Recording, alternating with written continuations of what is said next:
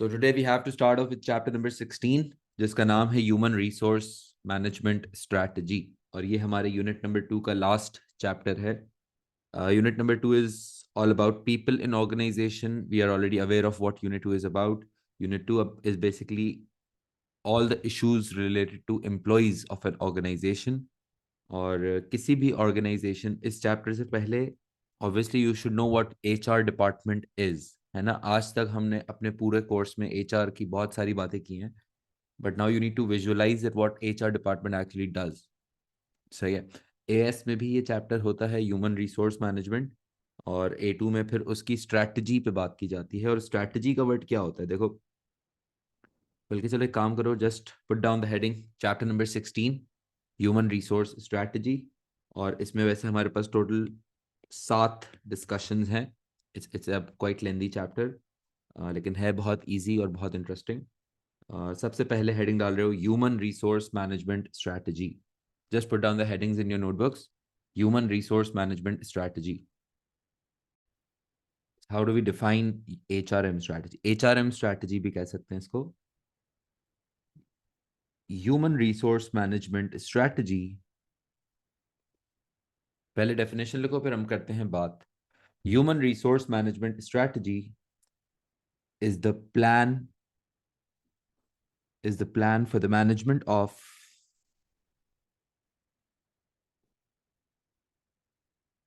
Human resource management strategy is the plan for the management of employees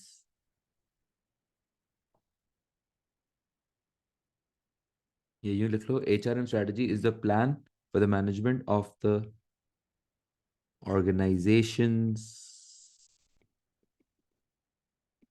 human resource.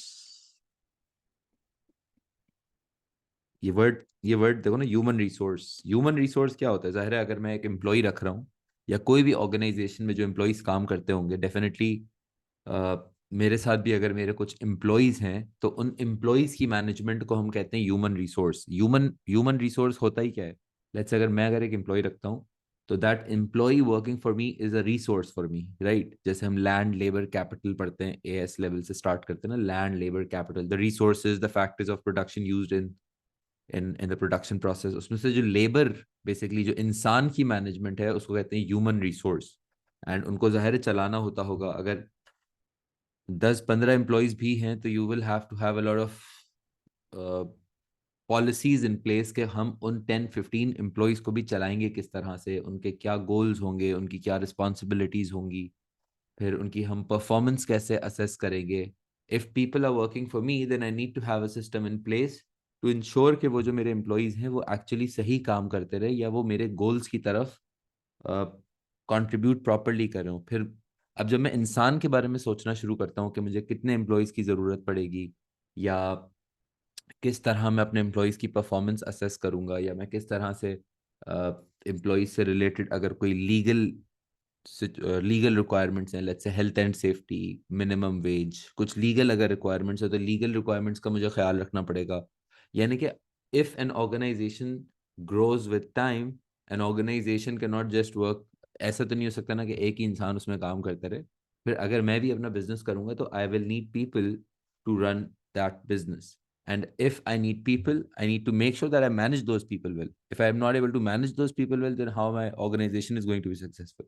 Because that's the objective, right? कि जब मैं employ रखता हूँ तो employ रखने का पर्सपेक्टिव क्या होता है कि वो एम्प्लॉय फिर मुझे मेरे ऑब्जेक्टिव्स में, या जो मेरा काम है, जो मेरा विजन है, वो उस पर वो फिर वो कंट्रीब्यूट करे, वो मेहनत करना चाहे.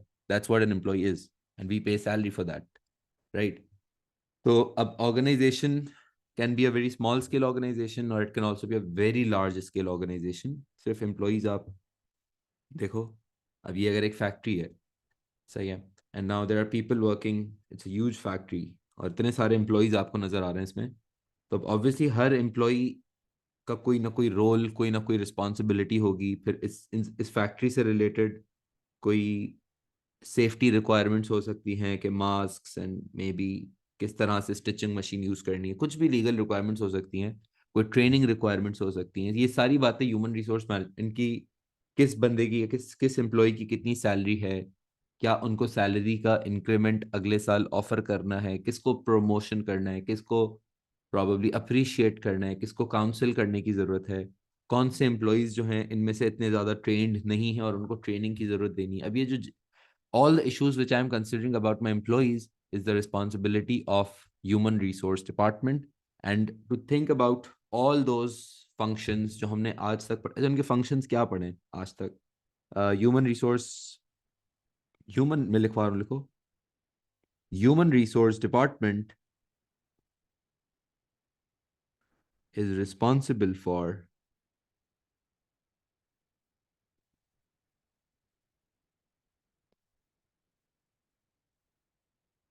is responsible for क्या रिस्पॉन्सिबिलिटीज होती हैं एचआर डिपार्टमेंट की, हमने जो पढ़ी हैं। एक तो recruitment and selection, recruitment and selection, recruitment and selection क्या था याद है? when HR department looks for a new employee, है ना? If there is available vacancy, then I will have to find another suitable person for that job. और उस ढूंढने के प्रोसेस को कहते थे recruitment and selection.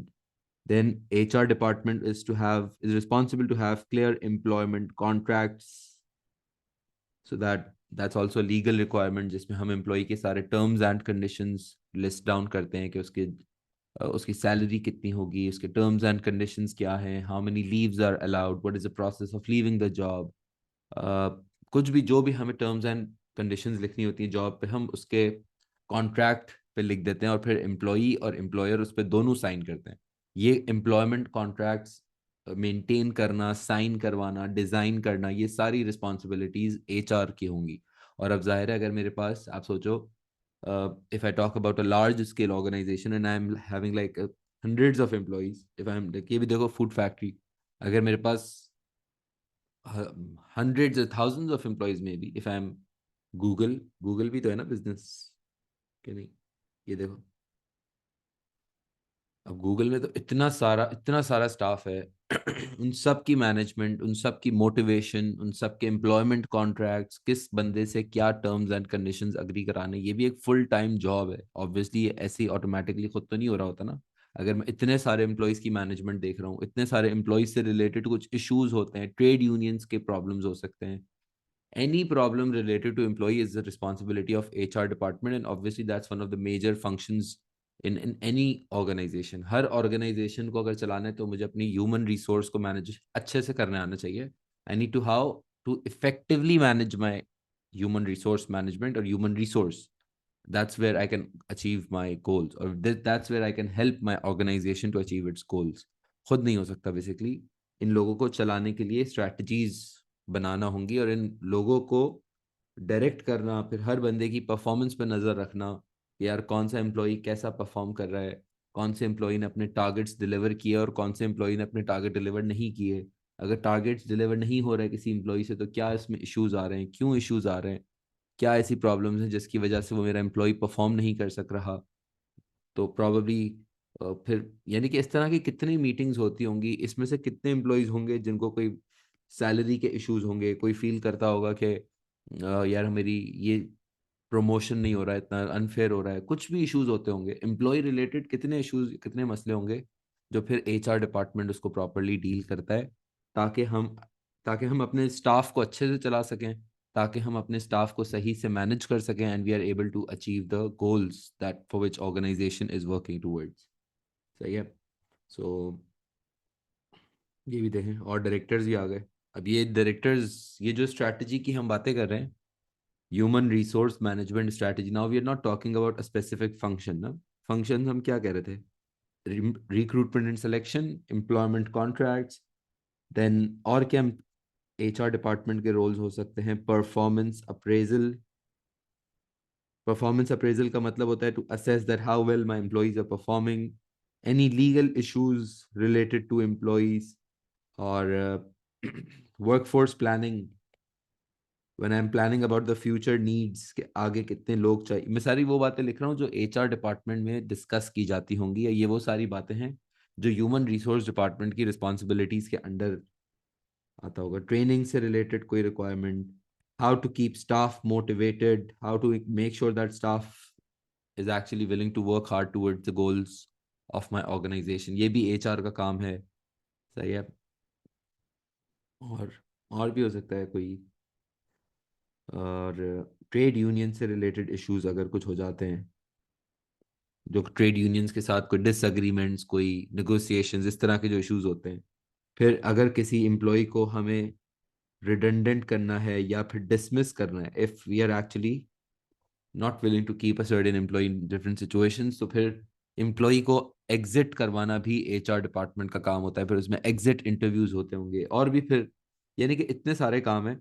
और अब अगर मैं कोई जूनियर या मिडिल मैनेजमेंट पोजीशन पे हूँ, if may be I am working in Google, listen up, if I am working in Google in HR department and I am somewhere in the middle management or junior management. If I'm not part of senior management, if I'm part of middle management or junior management, then probably मुझे कोई एक या दो areas की responsibility होगी। Probably मैं HR manager हूँ अगर गूगल का, तो I am in charge for trainings and I am in charge to design performance appraisal policy. Let's say ये दो एरियाज उन्होंने, गूगल ने मेरी रिस्पॉन्सिबिलिटीज में ऐड किए हुए हैं, सही है। अब मेरे पास पूरी टीम भी होगी, अब मेरे साथ और भी लोग होंगे, किसी की रिस्पॉन्सिबिलिटी एम्प्लॉयमेंट कॉन्ट्रैक्ट्स मेंटेन करने की है, किसी की लीगल इश्यूज डील करने की होगी, किसी का ट्रेड यूनियन से रिलेटेड, यानी कि there might be a lot of people working in that department and different people would have different areas of responsibilities. ऐसे ही होगा ना, अगर मैं बड़े लेवल की बात करूं। अगर छोटे लेवल पे बात करूं, कोई अगर छोटी सी ऑर्गेनाइजेशन है, 50 एम्प्लॉयज हैं, 100 एम्प्लॉयज हैं, that's a small scale. If we have just 50 employees और 100 एम्प्लॉयज और इस तरह की कोई स्मॉल स्केल बिजनेस है, तो हो सकता है कि दो बंदे ही शायद या तीन बंदे मैक्सिमम ये सारे काम देख लेंगे, क्योंकि काम कम होगा। जितने एम्प्लॉयज मेरे पास कम होंगे, फिर मेरे पास उतना, जाहिर है, अगर if I have 50 employees, then I just need to maintain 50 employment contracts. But if I have 50,000 employees, I'm a Nike or a Google और Apple और पता नहीं इस तरह की बड़ी ऑर्गेनाइजेशन है, तो अब तो 50,000 कॉन्ट्रैक्ट्स की मेंटेनेंस है। उसमें चेंजेस होंगे हर साल, अपग्रेडेड कॉन्ट्रैक्ट्स बनते हैं, मे बी सैलरी इंक्रीमेंट के नोटिस जाते हैं कि सर आपकी सैलरी इतने से बढ़ा दी गई है, या कुछ इस तरह की सीन होगा। या फिर कोई एम्प्लॉय छोड़ के जा रहा है तो उसका कॉन्ट्रैक्ट खत्म करना है, कोई नया एम्प्लॉय आ रहा है तो उसका कॉन्ट्रैक्ट ऐड करना है। अब जितने बड़े वॉल्यूम पे मेरी कंपनी, जितने बड़े स्केल पे मेरी कंपनी काम करी होगी, इतना I have to have that higher number of employees in my HR department, because the workload will increase related to these areas. समझ आया? तो पॉइंट इज कि ये काम कितना ज्यादा होगा वो डिपेंड करता है कि आप कितने बड़े स्केल पे काम कर रहे हो। In the larger scale you operate on, the more number of employees, the more would be the management. Management है ना ये सारा। मैनेजमेंट का मतलब ही क्या होता है? मैनेजमेंट, जैसे AS लेवल पे मैनेजमेंट का चैप्टर पढ़ाया जाता है। मैनेजमेंट का मतलब होता है कि किसी भी, जैसे घर होता है एक, सही है, आप जिस वेर एवर यू लिव, उस घर की भी तो कोई मैनेजमेंट होती है ना, कि लंच डिनर, फिर उसके बाद कपड़ों की मैनेजमेंट है, उसमें आयरनिंग है। अब कोई ना कोई होता है जो घर की मैनेजमेंट चला रहा होता है। खुद ब खुद नहीं चल रहा होता घर। घर को भी चलाने के लिए कि भाई जो लंच में पकाना है उसके लिए क्या इंग्रेडिएंट्स चाहिए, फिर उसकी क्या सप्लाईज हैं जो हमें खरीद के लेकर आनी है, कौन खरीद के लेकर आएगा। आप रिलेट कर पा रहे हो क्या कह रहा हूँ? यानी कि इस तरह से कोई ना कोई है जो घर की मैनेजमेंट भी संभाल रहा है। इसी तरह ऑर्गेनाइजेशन भी चलाने के लिए उसको खुद नहीं चलती, उसके एम्प्लॉयज चलाने पड़ते हैं। कितने डिपार्टमेंट्स हैं, उसके एम्प्लॉयज चलाने पड़ते हैं। फिर कस्टमर रिलेटेड इश्यूज इतने सारे होते हैं, उनको मैनेज करना होता है। फिर प्रोडक्शन एंड इन्वेंट्री एंड उस तरह की कुछ मैनेजमेंट्स होती हैं। और फिर प्लस हमारा जो फाइनेंशियल रिसोर्स है, पैसा, उसकी अपनी भी मैनेजमेंट होती है। बेसिकली हर रिसोर्स को मैनेज करना पड़ता है, वो खुद से नहीं चल रही होती। Same same goes for HR department. I am just going this much practical because I want you to understand that what human resource management basically means. यानी कि जब आप इतने सारे काम मैनेज करना चाह रहे हो एक साथ, इनको कैसे लेके चलते हो? Because if I am a senior director, I am senior director of HR। देखो ये आ गए।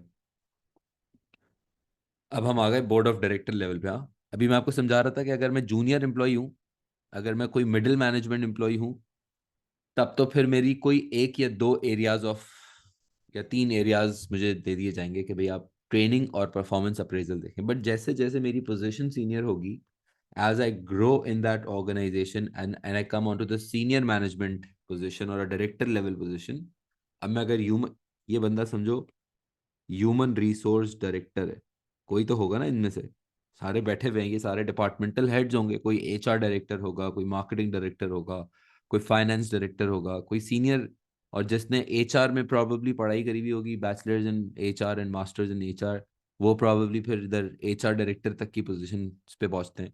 जो फाइनेंस साइड पढ़ते हैं, chartered accountancy and ACFs and BBA in finance, MBA in finance, वो फिर शायद फाइनेंस हेड्स बन जाते होंगे, ये शायद फाइनेंस हेड है समझो। समझ आ रहा है? That's how it actually roles out ना। तो खैर, अब अगर हम HR डायरेक्टर हैं, ठीक है, तो अब इंसान की रिस्पॉन्सिबिलिटी क्या है? इस इंसान की रिस्पॉन्सिबिलिटी क्या सिर्फ ये है कि वो सिर्फ रिक्रूटमेंट देखेगा, या क्या सिर्फ ट्रेनिंग देखेगा, या सिर्फ परफॉर्मेंस अप्रेजल देखेगा, या सिर्फ एम्प्लॉयमेंट कॉन्ट्रैक्ट्स की बात सुनेगा? मतलब what this guy will be responsible to do. मतलब एक तो हमारे पास मिडिल मैनेजमेंट है जो हर एरिया के लिए इंचार्ज है, लेकिन अगर मैं सीनियर मोस्ट पोजीशन पे हूँ, and if I am on the director level position, if I am on the highest of the management levels, then I might have to look for all these, I might have to look for all these functions at once. ऐसा नहीं होता होगा कि मैं सिर्फ recruitment and selection की बात सुन सकता हूँ, तो मैं ट्रेनिंग की बात नहीं सुनूंगा, या मैं I have to work, if I'm on the senior position, then I'll have to work for all these areas together. I will have a team of people under me. Like if I'm the HR director, then I will have a team of maybe managers, manager training, manager recruitment, manager contracts. I might have a team of people working under me, and they might have their teams as well. Maybe if the workload is big enough. समझ आ रहे हो? तो ये पूरा मेरा HR department हो गया ना। और फिर इन सबको लेके चलने का काम डायरेक्टर का होता है। एक डायरेक्टर लेवल का बंदा जो है ना, वो फिर सारे इश्यूज को डील कर रहा होता है, तभी वो सबसे सीनियर होता है।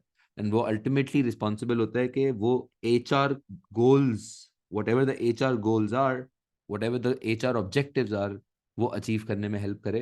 And that's what a director level do. तो पॉइंट इज, ये जो मैं अलग अलग, अगर मैं बुक में वापस जाऊं, ये जो मैं सारे फंक्शंस यहाँ लिख रहा था, इन सारे फंक्शंस को एक साथ कैसे लेके चलना है, या हमें रिक्रूटमेंट भी अच्छे से अच्छी हो, एम्प्लॉयमेंट कॉन्ट्रैक्ट्स भी हम सही टाइम पे सही मेंटेन रखे हों, परफॉर्मेंस अप्रेजल होती रहे, we ensure that we are in compliance with all the regulations, and we plan for our workforce, we make sure that we invest on trainings, we motivate our staff, we deal with trade unions properly, we make sure that if someone is not needed, then we let them go।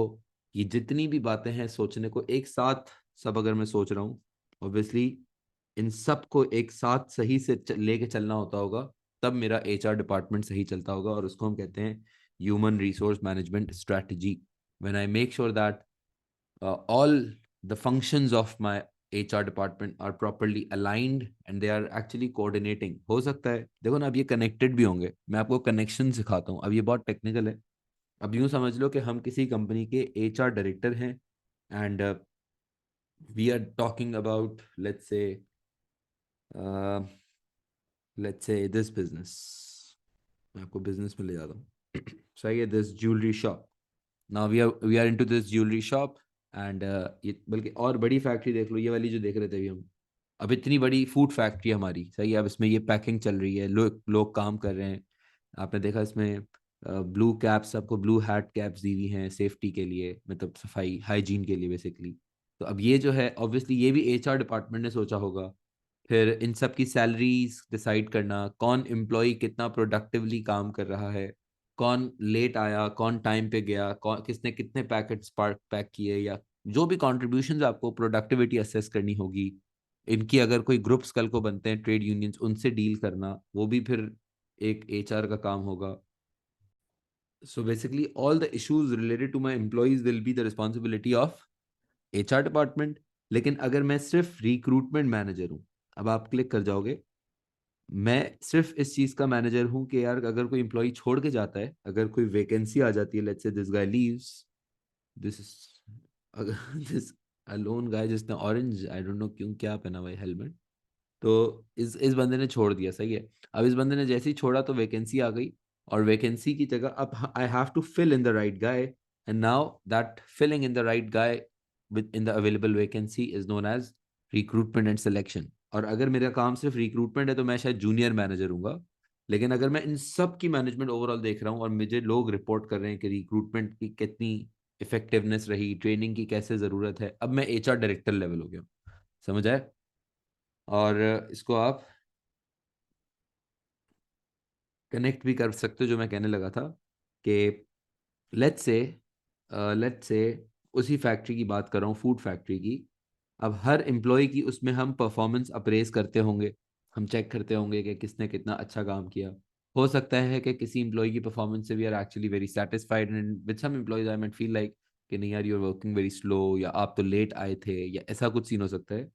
तो जिनके साथ जो perform अच्छा कर रहे होंगे, as a result of performance appraisal I got to know that some employees were working really good, and I decided to motivate them by just giving a promotion, right?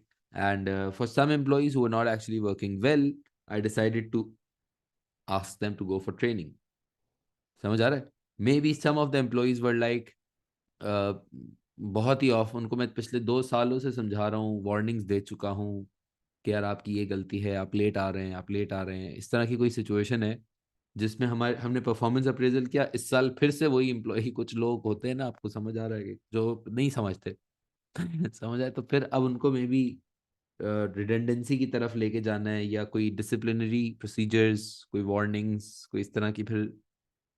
सही है ना? क्योंकि अगर एम्प्लॉय की परफॉर्मेंस कॉन्स्टेंटली खराब हो, उसको council किया, वैसे तो काउंसिल किया जाता है, समझाया जाता है, ट्रेनिंग्स पे इन्वेस्ट किया जाता है, मेच्योर हैं ऑब्वियसली, पढ़े लिखे लोग हैं, लेकिन still if someone is really not doing well then we might have to let them गो।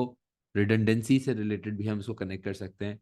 फिर अगर कोई वैकेंसी आ गई तो रिक्रूट करना है, उसको इंडक्शन ट्रेनिंग देनी है, और उसको लीगल अगर कोई रिक्वायरमेंट्स हैं वो समझा देनी है कि आप ये ड्रेस पहनेंगे, ये वाले रास्ते से आप चल नहीं सकते, ये फायर एग्जिट है, इस तरह की कोई लीगल रिक्वायरमेंट्स हो सकती हैं जो हमें बताना हो।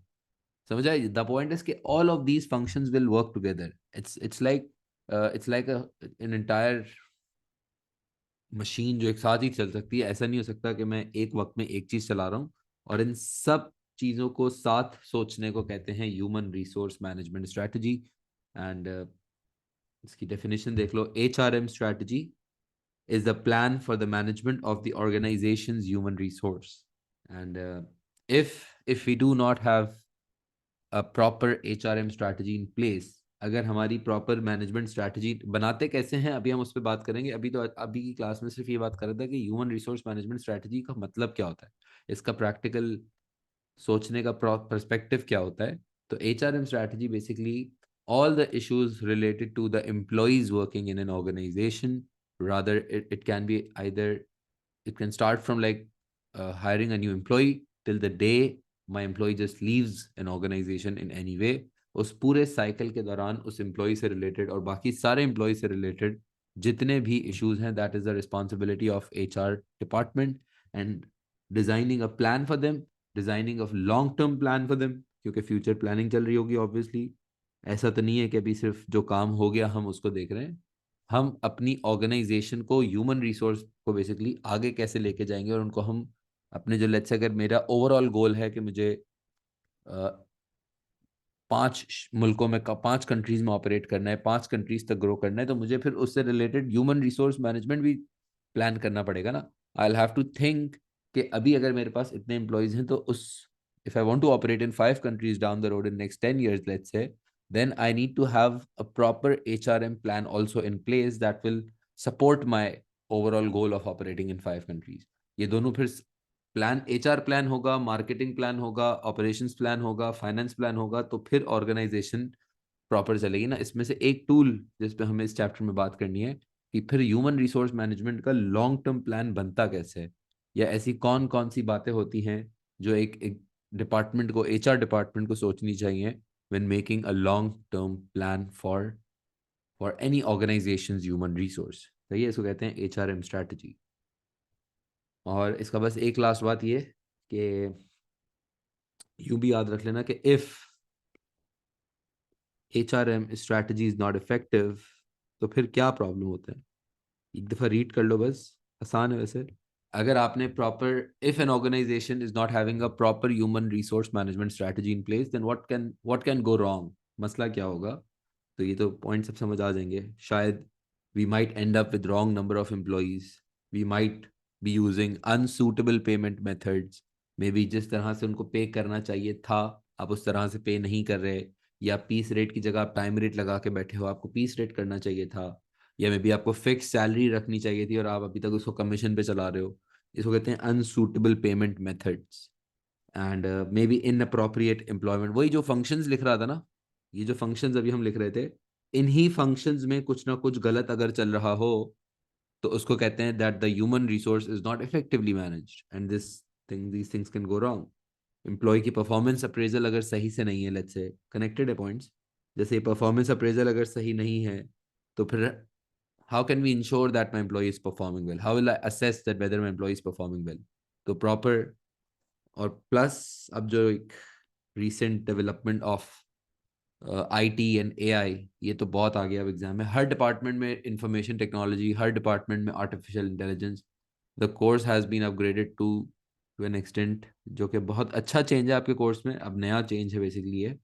लेकिन दुनिया में अब obviously AI is actually growing a lot and businesses have also incorporated a lot of technology, a lot of softwares, a lot of AI into their human resource department, and we will also talk about कि technology ने human resource management को कैसे influence किया है, और कैसे internationally भी, not just for your course, दुनिया में भी लोग किस तरह से टेक्नोलॉजी, जिसको कहते हैं आईटी एंड जो artificial intelligence, how these two tools are being used to make the human resource management effective, even more effective. क्योंकि ज़ाहिर है जिस चीज़ में टेक्नोलॉजी आ जाती है, अब आप लोग इसको मार्केटिंग की टेक्नोलॉजी समझना आसान इसलिए होता है स्टूडेंट लेवल पे, क्योंकि इंस्टाग्राम फेसबुक हम यूज़ करते हैं, हम इजी स्पॉन्सर्ड एड्स वगैरह दे हमारे आंखों के सामने होता है, तो हमें वो सारा टेक्नोलॉजी इन मार्केटिंग है। Now if I talk about human resource, उसमें भी टेक्नोलॉजी का बहुत इन्फ्लुएंस आ चुका है, बहुत सारे सॉफ्टवेयर आ चुके हैं। उस पर भी हमें इस चैप्टर में बात करें करनी है। लेकिन for today's class you should know कि ह्यूमन रिसोर्स मैनेजमेंट होता क्या है, and to how business actually. अभी की क्लास का ऑब्जेक्टिव ये था कि सिर्फ इसके हम बेसिक अंडरस्टैंडिंग पे बात कर लें कि what basically human resource department is, what human resource management strategy is। सही है। बाकी फिर हम नेक्स्ट क्लास में इसकी नेक्स्ट डिस्कशन है हार्ड वर्सेस सॉफ्ट एचआरएम, उस पर बात करेंगे। ठीक है।